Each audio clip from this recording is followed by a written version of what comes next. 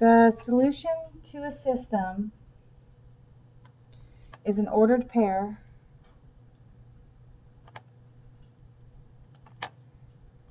and it's where two lines intercross or intersect.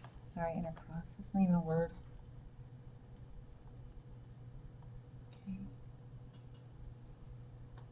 Okay.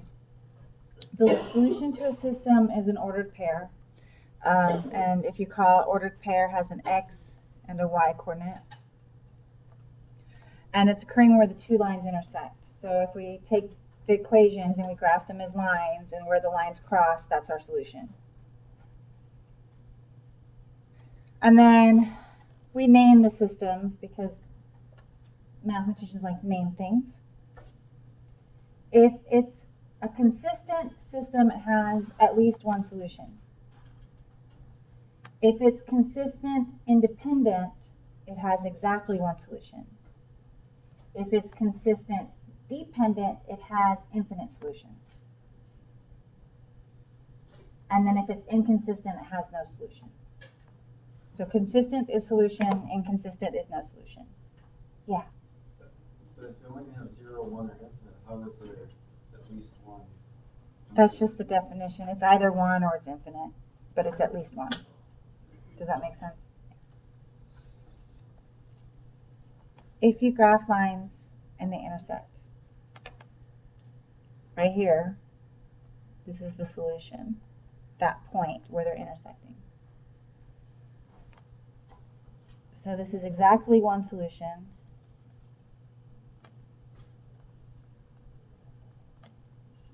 So this is consistent, independent.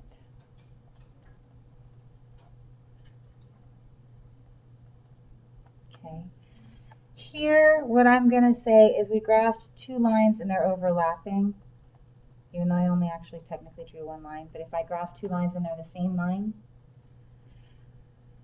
you have infinite solutions.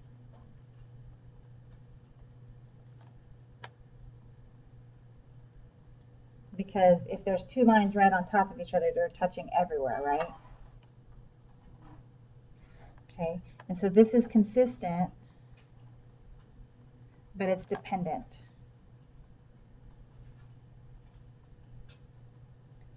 And here, our lines don't touch.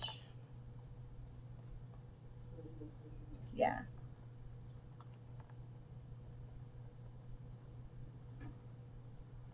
And in that case, we have no solution,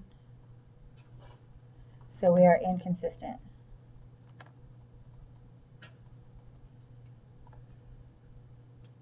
All right, so if we look at these graphs,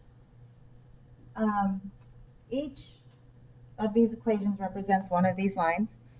And we're going to determine if they're consistent or inconsistent, and if they're consistent, whether they're dependent or independent. So I got negative 2x plus 3, that's this blue line. And then x minus 5 is the green line. The blue and the green intersect at one point. So they're consistent, independent.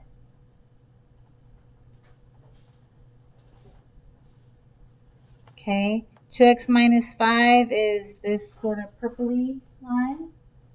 Negative 2x minus or plus 3 is this blue line. Do they intersect anywhere? So that would make them inconsistent. Okay, 2x plus 3, negative 2x plus 3 intersect. So consistent. They only intersect in one place, so independent. X minus 5, negative 2x minus 5 intersect again, so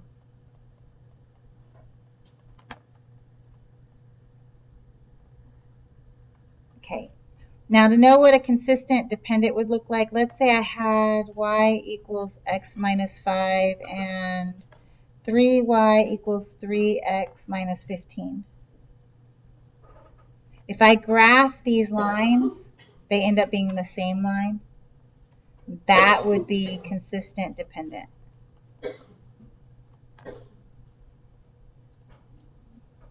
Because 3y equals 3x minus 15 is the same as y equals x minus 5 when I graph it.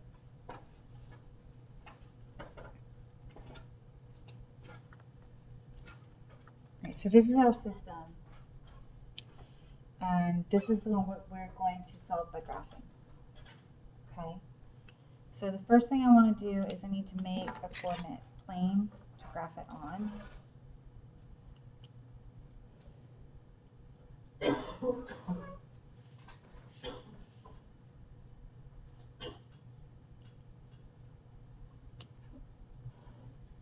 Okay, so that's our first step.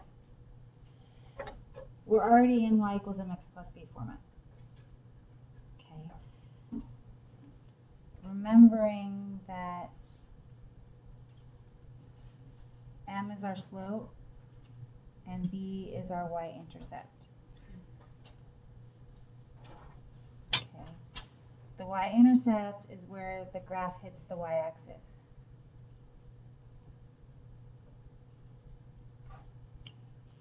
So in our first equation, y equals negative 3x plus 10, we're going to hit the y-axis at 10. So 1, 2, 3, 4, 5, 6, 7, 8, 9, 10, right up here. Okay. Our slope gives us directions.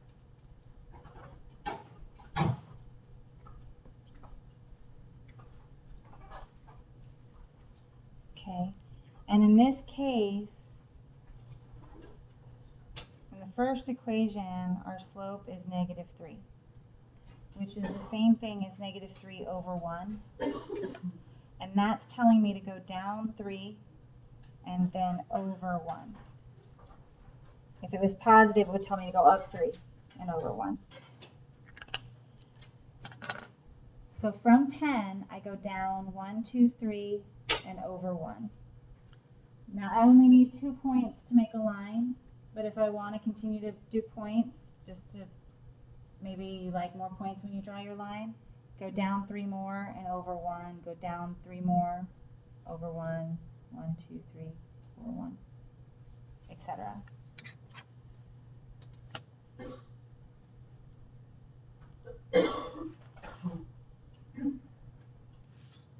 Then I make my line, and this is y equals negative 3x plus 10. That's the line. Okay. For my next equation, I have y equals x minus 2. So just as a reminder, if there's no number there, it's an invisible 1, right? I think I just call it the ghosty posty. Ghosty posty? I like it. I do, I like it. So in this case, our slope is 1, which is the same thing as 1 over 1. So I'm going to go up 1 and then over 1. But I don't start at 10, I start at negative 2. So from negative 2, I go up 1 over 1, up 1 over 1, up 1 over 1, up 1, etc. And I draw my line.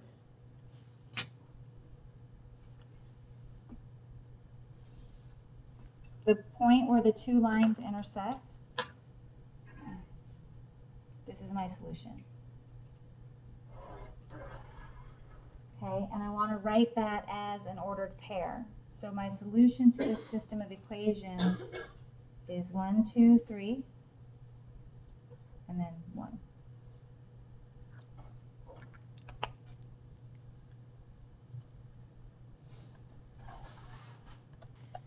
Okay, so for our next system, we look back at our steps. Our first step is to put them both into y equals mx plus b. Our last example, they were both already there, but this example, they're not. So the first thing I want to do is put them into y equals mx plus b. Okay. Now to do that, I'm going to take that 2x minus y equals negative 1. and I'm going to move x to the other side. So you can either subtract it from both sides, or you can actually just physically pick it up and put it on the other side and change the sign, which would look like this.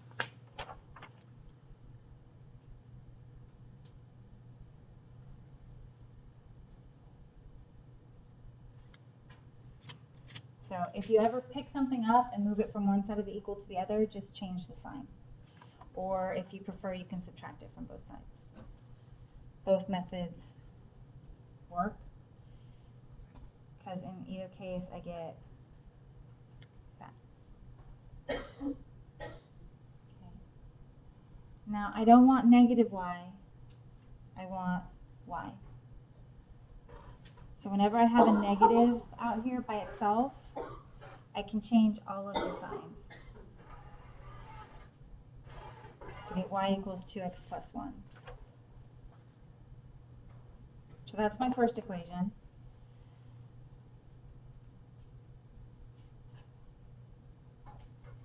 My second equation, I'm going to do the same thing. I can either subtract 4x from both sides, or I can pick it up and move it over and change the sign.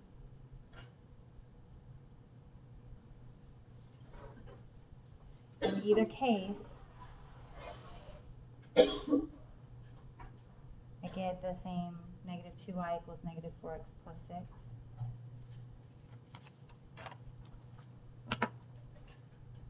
I need to divide everything by negative 2 to get that y by itself. Those will cancel, leave me with y. Negative 4 divided by negative 2 is positive 2. Positive 6 divided by negative 2 gives me negative 3. So now I have my two equations in y equals mx plus b format.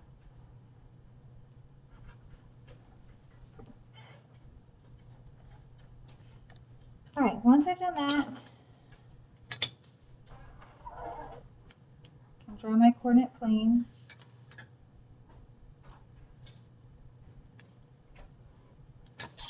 Okay. My y-intercept is 1. Sorry. So I put my dot here at 1. And my slope is 2, which is the same thing as 2 over 1. So I'm going to go up 2 and then over 1.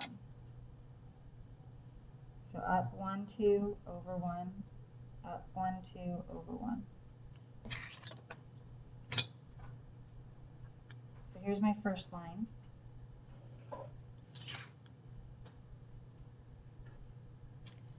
Okay. My next y-intercept is negative 3, so I start there. And my slope, again, is 2, so I'm going to go up 2 over 1.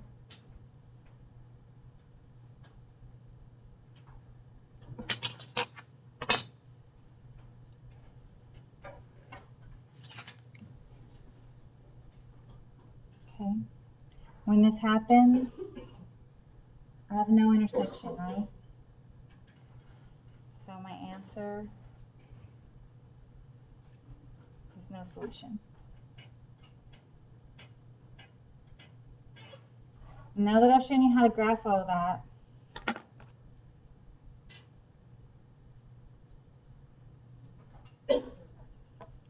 if your slopes match,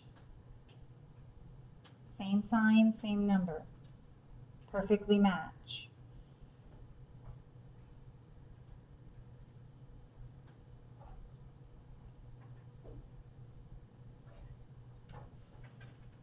you have parallel lines.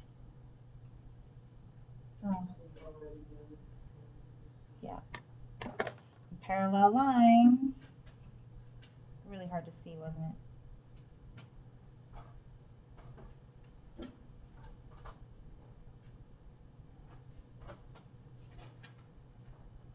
Parallel lines never intersect. So that gives you no solution. Once you got to this point, you would not have to graph these. As soon as you see that you have identical slopes, you can just say no solution.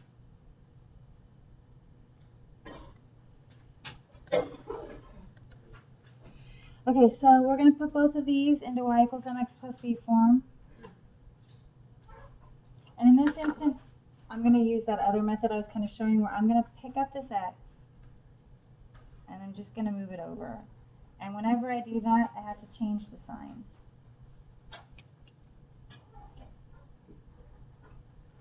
Okay. It was positive here, so now it's negative. I don't want a negative y, so now I change all of the signs.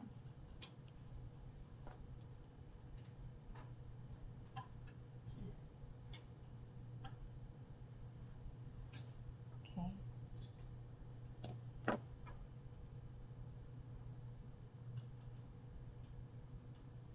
Okay, I'm going to do the same thing again. I'm going to pick this x term up and I'm just going to move it over. So I have to change the sign.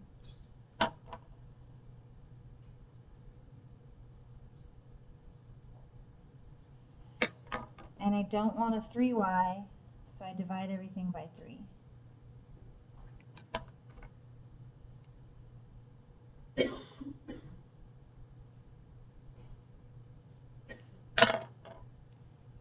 And with this slope,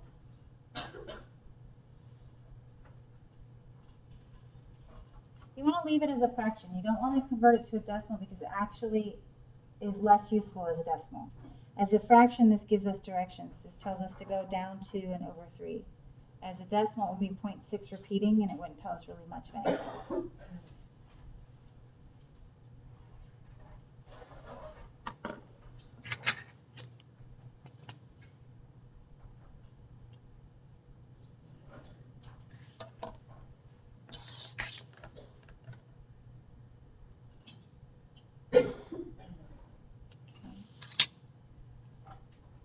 So I've got my coordinates.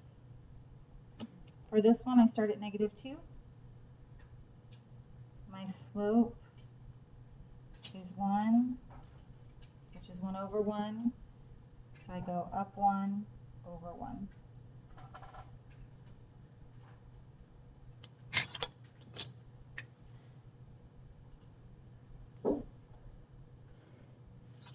Draw my line.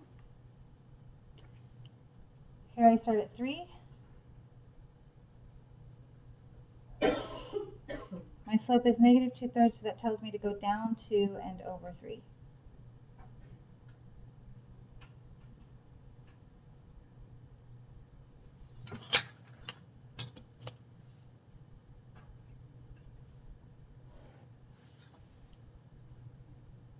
There's my solution. And I write it as an ordered pair, so it's 3, 1.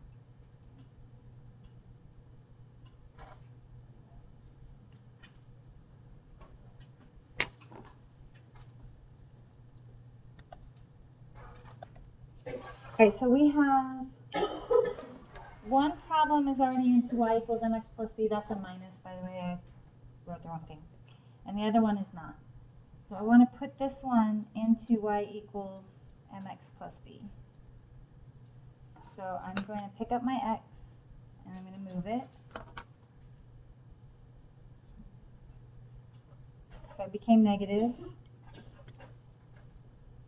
I'm going to divide everything by 3.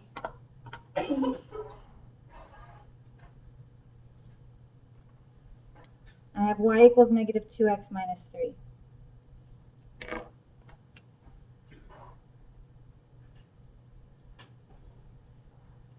What can you tell me about those two equations? And? Okay. Same slope. That means they're overlapping. Same y-intercept. They overlap. It's the same line.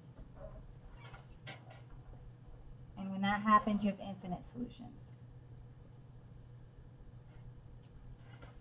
So you don't even have to graph it. Yeah. Isn't an infinite solution also like 0? No, you have, if you have The infinite solution, basically if I were to graph this, here I'll just graph it really quickly.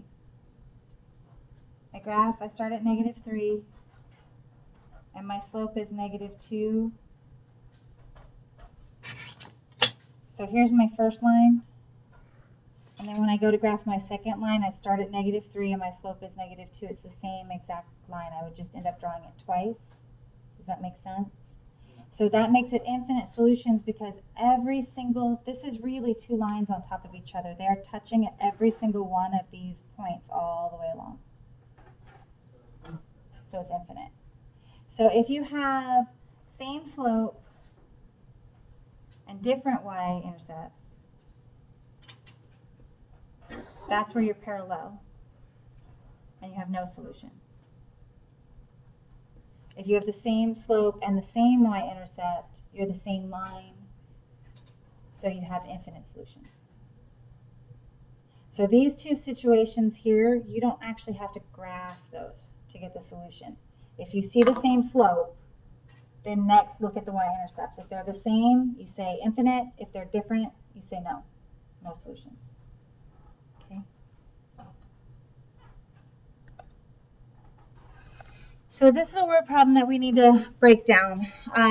We have the number of girls participating in high school soccer and track and field has steadily increased over the past few years. Okay, we're going to use the information in the table to predict the year when the number of girls in both sports will be the same. Okay, it starts in 2004, so that's our first year. And it's kind of hard to see, but in 2004, there were 309,000 girls playing soccer and 408,000 girls participating in track and field. You don't really play track and field. You do track and field. Okay.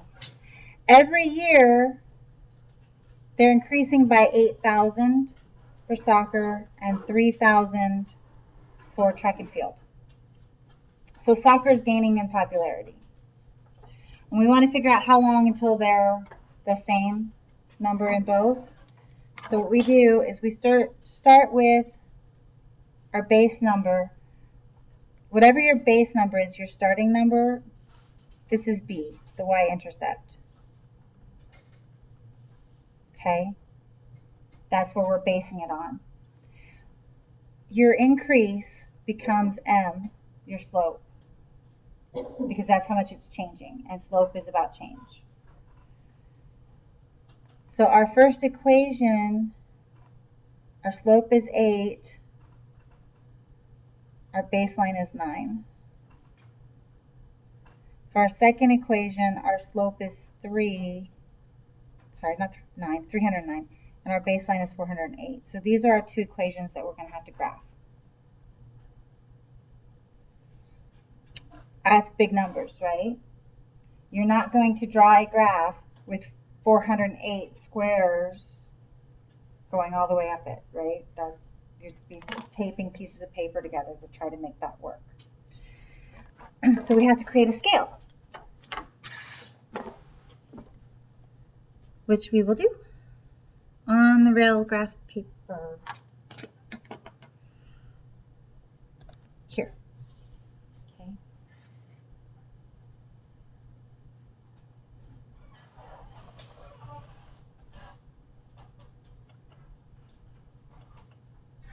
Is it getting any better? I'm trying to adjust the contrast.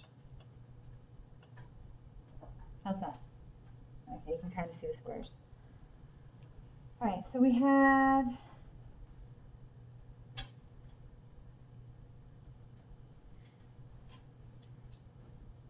these two equations.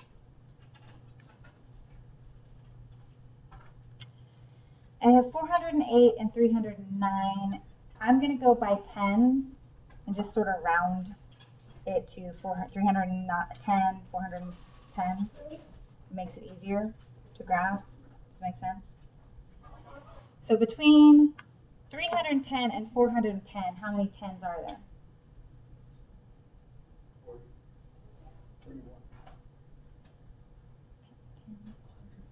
there's 100 between the two, right? So that's 10 tenths. So that's how tall I need to make my graph, at least, right? So I'm going to make it, so I'm going to start with 410, 400, 390, 380, 70, 60, 50, 40, 30, 20, 10, 300. Okay, so I don't have to do the entire, I don't have to go all the way to 0 because I'm not, there's never 0 girls playing soccer in this, like, because we're trying to figure out ahead, like, figure out what year they'll match in the future. So we're certainly not going to go to the past, back before soccer was invented. So we don't have to go all the way to 0. So we'll just start here. Okay, this will be number of years. So we're going to do 1, 2, 3, etc. We start the first line at 309. Oh, I have to go way higher than 410. But doesn't that have to be on the other? No, I just have to go higher because we're both going up and I didn't account for that. That was my mistake. When that happens, you flip the paper over. You can go down.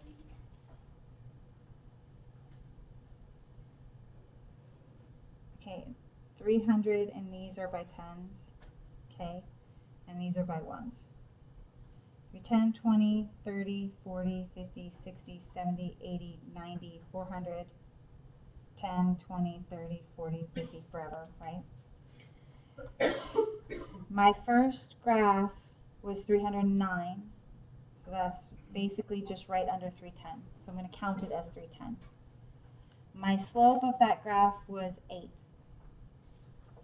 which is the same as 8 over 1. Now, I don't have to count between the 310. I don't have to go to 318 and then over 1. 8 is the number of spaces I move. It doesn't have to be the individual units. So I can just count 1, 2, 3, 4, 5, 6, 7, 8 over 1. 1, 2, like that.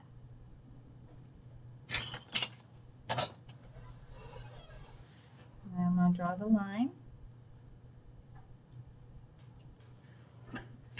My second graph started at 408, which is close to 410, so I'm going to start right there at 410, basically. And its slope was 3, so I'm going to go up 3 over 1. Oops. 1, 2, 3 over 1.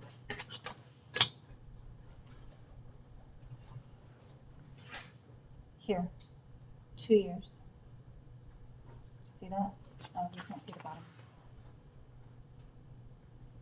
2 years, and the numbers will match. So if we come back to this,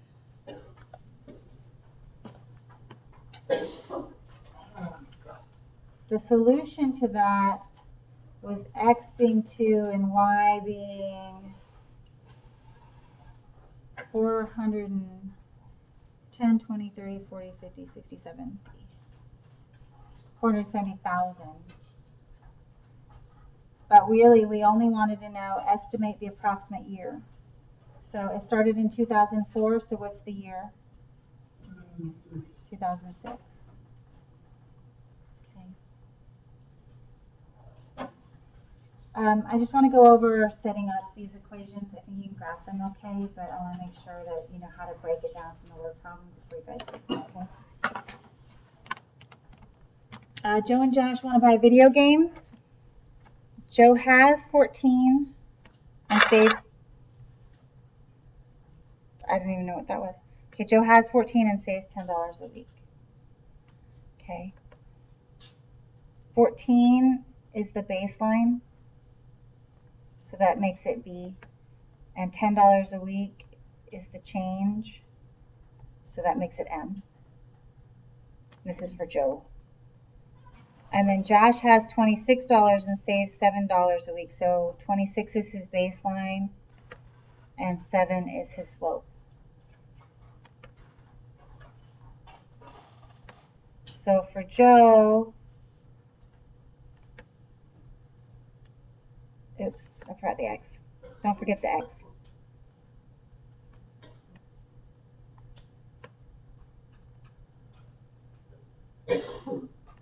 And then for Josh, you have y equals 7x plus 26. And you'll want to graph both of these and find the intersection. Now, we're going up by 10 and 7.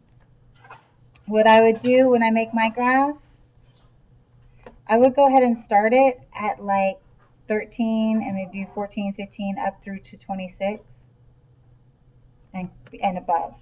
You need to go up at least, you can actually go by twos. You could do 12, 14, 16, 18, like that. But since both of your slopes are positive, you're going to need to be going above 26. So you want to make your graph tall, but not necessarily fat. Any questions on that? You don't have to actually do this one at home or anything. Just any questions on the setup? Okay. All right, for your homework,